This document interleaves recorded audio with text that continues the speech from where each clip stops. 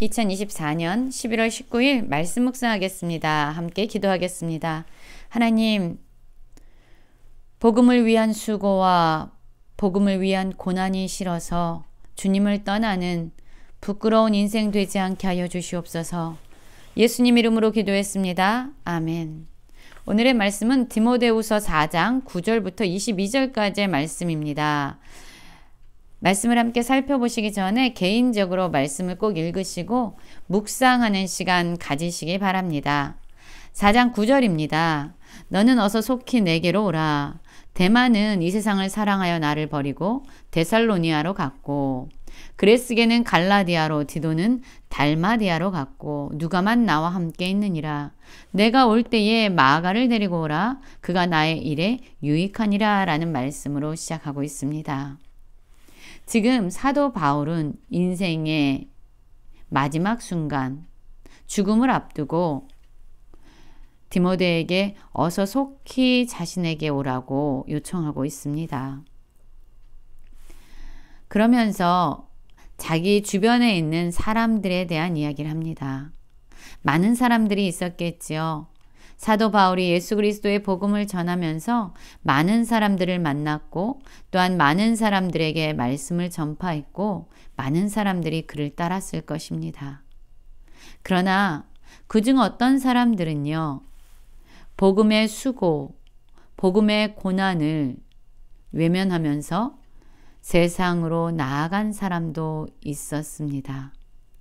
물론 여전히 사도 바울 곁에서 함께 있는 누가와 같은 사람도 있었고요.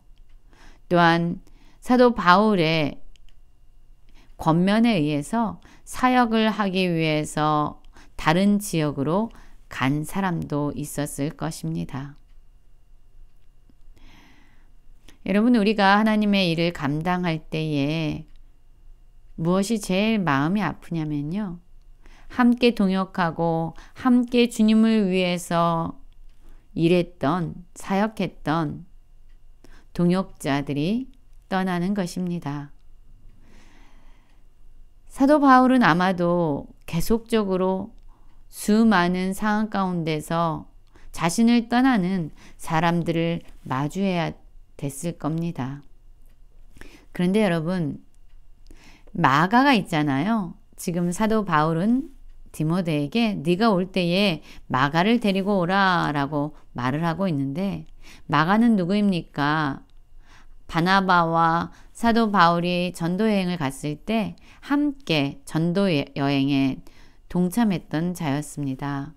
그런데 이 전도 여행이 만만치 않고 힘들어지자 그는 포기하고 되돌아갔던 사람이에요. 그러나 많은 시간이 지났을 때 마가는 성장하고 성숙한 사람이 되었습니다. 마가의 연약한 모습을 보면서 바울은 마가와 함께 동역하기를 거부했지만, 그는 베드로와 함께 사역하면서 아주 견실한 일꾼으로, 복음의 동역자로 성장했던 겁니다. 그래서 이 바울의 마지막 순간에 그는 마가를 데려오라라고 요청합니다. 그가 나의 일에 유익할 것이다. 사도 바울의 일은 무엇입니까? 자신의 개인 일이 아니라 바로 복음을 전파하는 일이겠지요. 지금 사도 바울은 디모데와 마가를 오라고 요청하고 있어요. 아마도 사도 바울은 죽음을 앞두고 있으면서 이제 복음을 전할 다음 세대의 지도자들을 세우고 싶었던 겁니다.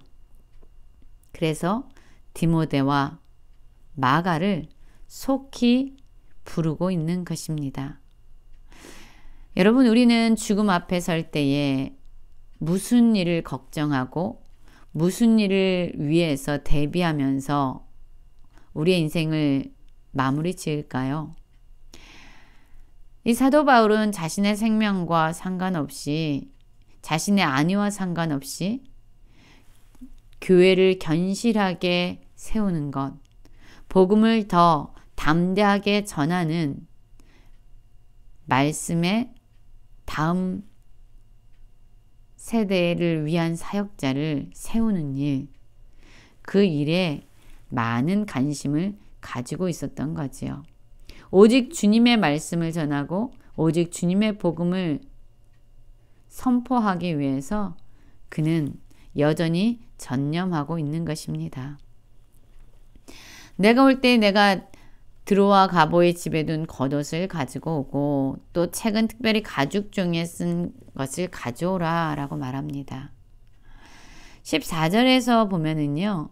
사도 바울이 사역을 할 때에 그에게 많은 해를 입히고 많은 어려움을 주었던 알렉산더에 대해서 언급하고 있습니다. 그러나 사도 바울은요. 알렉산더의 그런 모습에 대해서 정죄하거나 비난하거나 더 이상 그를 탓하지 않기로 결정한 것 같습니다. 14절 보면은요. 이렇게 말씀하고 있지요. 구리세공업자 알렉산더가 내게 해를 많이 입혔음에 주께서 그 행한 대로 그에게 갚으시리니 너도 그를 주의하라. 그렇습니다.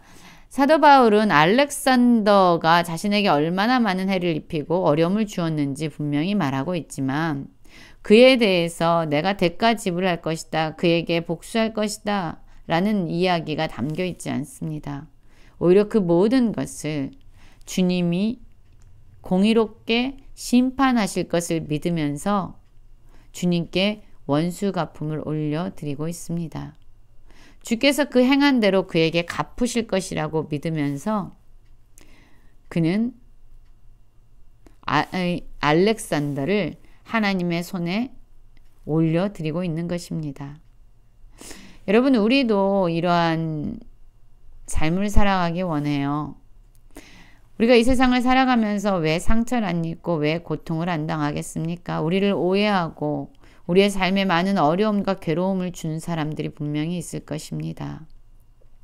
그런데 그들의 어떠함과 상관없이 그 모든 것을 공의롭게 심판하실 하나님께 올려드리는 그러한 모습이 우리들에게 있기를 원합니다.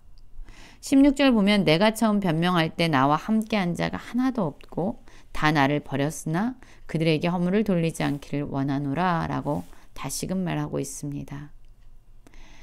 바울 곁에 남아있는 사람이 한 사람도 없다라고 얘기하고 있어요. 얼마나 외로웠을까요? 얼마나 마음이 상했을까요? 그러나 그럼에도 불구하고 그들에게 허물을 돌리지 않고 그 모든 것을 주님에게 의탁하는 사도 바울의 모습이 참으로 대단하지 않을 수 없습니다. 그가 사람들이 떠나도 사람들이 자신에게 많은 해를 입혔어도 하나님께 그를 올려드릴 수 있는 것은 그 상황과 사람들을 올려드릴 수 있는 것은요. 바로 17절 때문이 아닌가라는 생각을 하게 됩니다. 주께서 내 곁에 서서 나에게 힘을 주심은 나로 말미암아 선포된 말씀이 온전히 전파되어 모든 이방인이 듣게 하심이니 내가 사자 입에서 건짐을 받았느니라. 그렇습니다. 사람들은 모두 떠났지만 주님은 내 곁에 서서 계시다. 주님은 나와 함께 계시면서 나에게 힘을 주신다라는 이 믿음 때문에 그는 여전히 담대하게 살아갈 수 있었던 겁니다. 여러분, 우리가 주님의 일을 감당할 때에 사람들은 우리를 비난하고 우리에게 상처를 줄 수 있습니다. 우리를 버리고 우리를 대적할 수 있습니다. 그러나 그때 기억하십시오. 주님은 여전히 우리 곁에 서서 여전히 우리에게 힘을 주고 계십니다. 그리고 우리가 행했던 모든 사역을 주님은 귀하게 여기셔서 그 사역이 아름다운 열매를 맺도록 일하고 계십니다. 우리를 모든 고통과 어려움 가운데서 건져내십니다. 모든 악한 일에서 바울을 건져내셨듯이 우리를 건져주십니다. 그래서 하나님만이 영광 받으시기에 합당한 분임을 우리의 삶 가운데 드러내 주시죠. 여러분, 주님의 일을 감당할 때에 많은 일들이 벌어집니다. 그런데 어떠한 상황에서든지 눈에 보여지는 사람이나 눈에 보여지는 상황에 좌우되는 우리가 아니라 여전히 우리 곁에 서서 우리에게 힘을 주시고 우리를 모든 악한 일과 어려운 가운데서 건져내시는 하나님을 바라보는 우리 모두가 되기를 원합니다.